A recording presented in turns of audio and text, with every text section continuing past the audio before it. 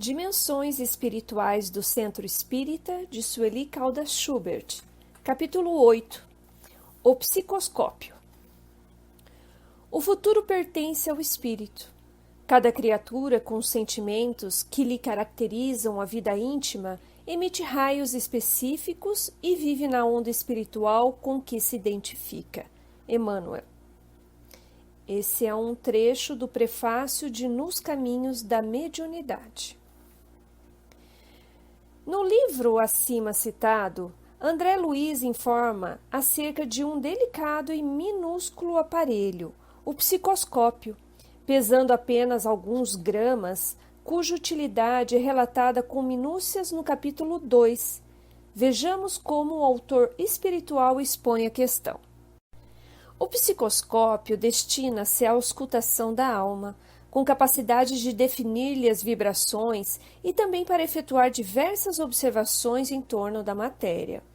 Ao se efetuar a psicoscopia de uma pessoa ou de uma equipe de trabalhadores, é possível registrar as suas possibilidades e categorizar-lhes a situação e, segundo as radiações que projetam, é que os mentores, verificando essas aptidões, planejam a obra que podem realizar, delegando-lhes responsabilidades compatíveis. Abre aspas. Funciona à base de eletricidade e magnetismo, utilizando-se de elementos radiantes, análogos na essência aos raios gama. É constituído por óculos de estudo com recursos disponíveis para a microfotografia. Fecha aspas.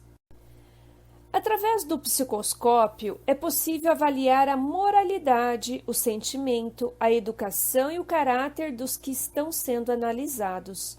André Luiz e seu companheiro Hilário tiveram a oportunidade, conforme relata o citado livro, de acompanhar as atividades de um grupo mediúnico, integrado em determinada casa espírita, grupo este constituído por 10 componentes, sendo 4 médios que apresentavam faculdades bem desenvolvidas e de lastro moral respeitável.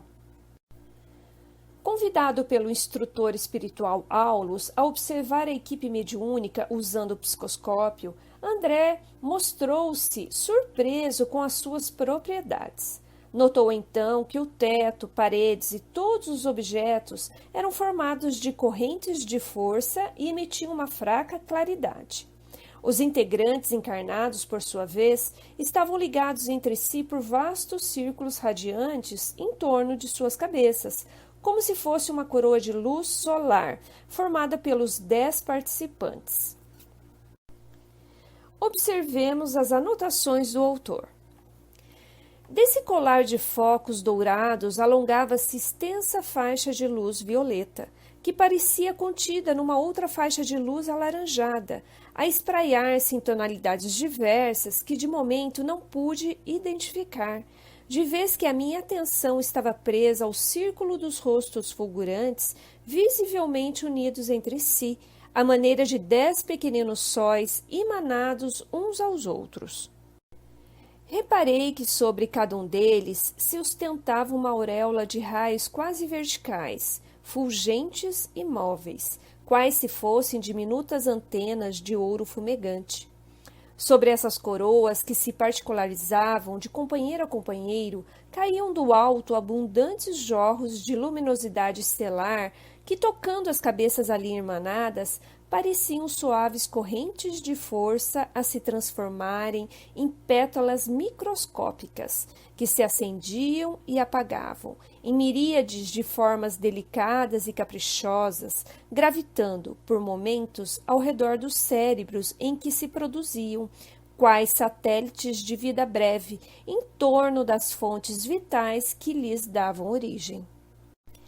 Admirado ante o que via, André perguntou ao instrutor se aquele era um grupo de iniciados, conhecedores das revelações divinas, sendo esclarecido ser aquele um grupo de pessoas comuns, com um diferencial, ou seja, trazem a mente voltada para os ideais superiores da fé ativa, a expressar-se em amor pelos semelhantes. Procuram disciplinar-se, exercitam a renúncia, cultivam a bondade constante e, por intermédio do esforço próprio no bem e no estudo nobremente conduzido, adquiriram elevado teor de radiação mental. Também Hilário se surpreendeu ante o que considerou um espetáculo magnífico, ao que Aulus esclareceu perguntando: não sabe você que um homem encarnado é um gerador de força eletromagnética com uma oscilação por segundo registrada pelo coração?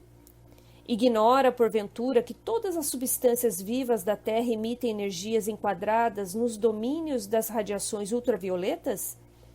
E nos reportando aos nossos companheiros, possuímos neles almas regularmente evoluídas, em apreciáveis condições vibratórias pela sincera devoção ao bem, com esquecimento dos seus próprios desejos. Podem, desse modo, projetar raios mentais, em vias de sublimação, assimilando correntes superiores e enriquecendo os raios vitais de que são dínamos comuns. As propriedades do psicoscópio são surpreendentes. Porém, maior surpresa é o que ele revela e que André Luiz descreve, dando-nos a ideia de que realmente as 10 pessoas que integram essa equipe mediúnica alcançaram um estágio evolutivo melhor. Todavia, logo ficamos sabendo, através das explicações de Aulus, que são pessoas comuns, embora com um diferencial de cultivarem certas qualidades que as identificam como trabalhadores do bem, que procuram servir na seara do mestre e para isso trazem a mente sintonizada com os ideais superiores, o que as leva a uma conduta disciplinada na qual estão presentes o amor ao próximo, a bondade e até mesmo a renúncia. Quando se trata de renunciar, compreende-se toda uma forma de procedimento, do espírita sincero que prioriza a busca de espiritualização, sabendo que terá de abrir mão, em muitos momentos, de certas situações mundanas, o que faz com alegria por já estar vivenciando a sua transformação moral. Os benefícios daí decorrentes se fazem sentir em seu mundo íntimo, em tudo mais ao seu redor. Isso nos faz lembrar do capítulo 17 de O Evangelho segundo o Espiritismo, item, abre aspas, o homem de bem, fecha aspas. Entretanto, a capacidade de radiação, de emitir energia, não é privilégio de alguns indivíduos bem dotados de magnetismo e diferentes dos demais. Por oportuno, mencionamos a seguir algumas considerações a respeito da aura humana, conforme é sempre abalizada e esclarecedora a palavra de André Luiz em 2 obras de sua autoria. Em Evolução em Dois Mundos, após elucidar que todas as células emitem radiações, registra: todos os seres vivos, por isso, dos mais rudimentares aos mais complexos, se revestem de um halo energético que lhes correspondem à natureza. No homem, contudo, semelhante projeção surge profundamente enriquecida e modificada pelos fatores do pensamento contínuo que, em se ajustando às emanações do campo celular, lhe modelam, em derredor da personalidade, o conhecido corpo vital ou duplo etéreo de algumas escolas espiritualistas, duplicata mais ou menos radiante da criatura. Nas reentrâncias e ligações sutis dessa túnica eletromagnética de que o homem se entraja, circula o pensamento, colorindo-a com as vibrações e imagens de que se constitui, a exibindo em primeira mão as solicitações e os quadros que improvisa, antes de irradiá-los no rumo dos objetos e das metas que demanda. Aí temos, nessa conjugação de forças físico-químicas e mentais, a aura humana, peculiar a cada indivíduo. O mesmo autor espiritual, no livro Mecanismos da Mediunidade, explanando acerca do campo da aura, avança um tanto mais em suas explicações. Articulando ao redor de si mesma as radiações das sinergias funcionais das agregações celulares do campo físico ou do psicossomático, a alma encarnada ou desencarnada está envolvida na própria aura ou túnica de forças eletromagnéticas, em cuja textura circulam as irradiações que lhes são peculiares. Evidenciam-se essas irradiações de maneira condensada até um ponto determinado de saturação, contendo as essências e imagens que lhe configuram os desejos no mundo íntimo, em processo espontâneo de autoexteriorização, ponto esse do qual a sua onda mental se alonga adiante, atuando sobre todos os que com ela se afinem e recolhendo naturalmente a atuação de todos os que se lhe revelem simpáticos. E desse modo, estende a própria influência que a feição do campo proposto por Einstein diminui com a distância do fulcro consciencial emissor, tornando-se cada vez menor, mas a espraiar-se no universo infinito. A aura vista através da fotografia Kirlian. Como vimos, já há muitos espíritas têm conhecimento acerca do perispírito, da aura, do duplo etérico, etc. Mas nem sempre são citadas as experiências científicas realizadas em outros países, que nada mais são do que caminhos diversos para se chegar aos mesmos resultados, denotando assim que os espíritos superiores que dirigem o nosso planeta disseminam por toda parte as sementes luminosas do conhecimento, fonte de inspiração e insight para os que estão nas faixas dessas revelações. Assim, ocorrem descobertas notáveis, como se fossem obras do acaso. Isto aconteceu, por exemplo, com a fotografia Kirlian. Cremos, pois, ser de bom alvitre mencionarmos alguns pontos relativos à aura humana e à capacidade dos seres vivos de emitir energia na visão de outros autores. Valemo-nos, para tanto, de textos das escritoras Sheila Ostrander e Lai Schroeder, na obra Experiências Psíquicas Além da Cortina de Ferro, capítulo 16. O conceito da aura humana, nuvem radiante e luminosa que envolve o corpo, remonta a séculos. Gravuras do primitivo Egito, da Índia, da Grécia, de Roma, mostravam as figuras sagradas circundadas de uma orla luminosa muito antes que os artistas da era cristã principiassem a pintar os santos rodeados de halos. Essa convenção, na realidade, pode ter se baseado nas observações de clarividentes que viam, segundo eles mesmos asseveravam, uma radiância envolvendo os santos. A famosa médium Sra. Ellie Garrett afirma em seu livro Awareness, abre aspas, sempre vi todas as plantas, animais e pessoas cingidas de uma orla indistinta, fecha aspas. De acordo com o estado de espírito das pessoas, diz ela, essa cercadura muda de cor e de consistência. O casal de cientistas russos, Semyon Kirlian, conceituado técnico eletricista, e sua esposa Valentina, professora e jornalista em experiências científicas na cidade de Krasnodar, no sul da Rússia, criaram em 1939 uma máquina capaz de fotografar o corpo energético, ou aura, das plantas, animais e seres humanos, hoje conhecida como fotografia Kirlian. Semyon Kirlian teve a sua atenção despertada quando foi chamado para consertar um equipamento que pertencia a um cientista, e ali no laboratório de pesquisa viu, por acaso, a demonstração de um instrumento de alta frequência de eletroterapia. Enquanto o paciente recebia tratamento através dos elétrodos da máquina, Kirlian notou de repente um minúsculo lampejo de luz entre os elétrodos e a pele. Pensou então na possibilidade de fotografar o fenômeno, inserindo uma chapa fotográfica entre a pele e o elétrodo. Kirlian fez a experiência, mas teve que substituir os elétrodos de vidro, que eram os usuais, pelos de metal, e mesmo sabendo do risco de se queimar, ligou a própria mão e em seguida ligou a máquina, tendo sofrido realmente séria queimadura, numa exposição de 3 segundos. Ao revelar a fotografia, constatou que nela surgiu uma espécie de luminescência em torno dos dedos.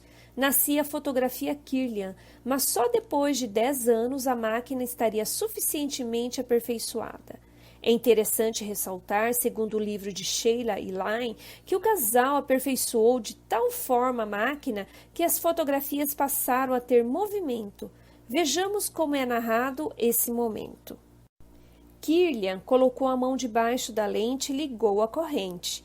E o mundo fantástico, nunca visto, desvelou-se diante do marido e da mulher. A própria mão parecia a Via Láctea num céu estrelado. Sobre um fundo azul e ouro, o que estava acontecendo na mão lembrava um espetáculo de fogos de artifício. Clarões multicoloridos se acendiam, seguidos de centelhas, cintilações e relâmpagos. Algumas luzes brilhavam como pistolões, outras fulguravam e depois se apagavam. Outras ainda luziam a intervalos. Em certas partes da mão havia nuvenzinhas escuras. Resplendores serpenteavam ao longo de labirintos que faiscavam como espaçonaves a caminho de outras galáxias. Que significavam aqueles clarões? Que estavam iluminando? As centelhas que pulsavam não se movimentavam ao acaso. O jogo parecia obedecer a leis. Mas que leis eram essas? Outro ponto importante da obra, da qual estamos transcrevendo alguns trechos, diz respeito ao corpo energético, no capítulo 17, conforme as autoras elucidam. Durante séculos, videntes, escritores, clarividentes, assim como antigas filosofias e religiões, se referiram a um corpo invisível que todos possuímos. Ele tem sido chamado através dos séculos corpo sutil, corpo astral, corpo etérico, corpo fluídico, corpo beta, corpo equivalente, corpo pré-físico, para citarmos apenas alguns de seus nomes. As autoras referem-se novamente a médium Eli Garrett, uma das médiuns mais notáveis e merecedoras de confiança do nosso tempo, presidente da Fundação de Parapsicologia de Nova York, em que, em seu livro, Awareness, escreve: Durante toda a minha vida eu soube que todos possuímos um segundo corpo, um duplo. O duplo é um fato distinto nos ensinamentos orientais e teosóficos e, como tal, considerado um corpo energético, uma área magnética associada ao corpo físico, em que forças imateriais do cosmo, o sistema solar, o planeta e o nosso meio mais imediato são normalmente transformados na vida e na crença do indivíduo. Outra médium, esta inglesa e conceituadíssima, Geraldine Cusmin, na década de 1930, disse algo surpreendente que seria confirmado nas experiências feitas na Rússia. A mente não opera diretamente sobre o cérebro. Existe um corpo etérico, que é o elo entre a mente e as células do cérebro. Partículas corpusculares muito menores do que as que os cientistas já conhecem viajam ao longo de fibras do corpo etérico ou duplo para certas regiões do corpo e para o cérebro. Cada animal tem um corpo unificador, invisível, feito de éter modificado. Deverá ser possível inventar com o tempo um instrumento que nos permita perceber esse corpo. A máquina Kirlian veio atender a essa necessidade e, mais do que isso, veio comprovar de forma cabal as avançadas elucidações espíritas desde a codificação de Allan Kardec.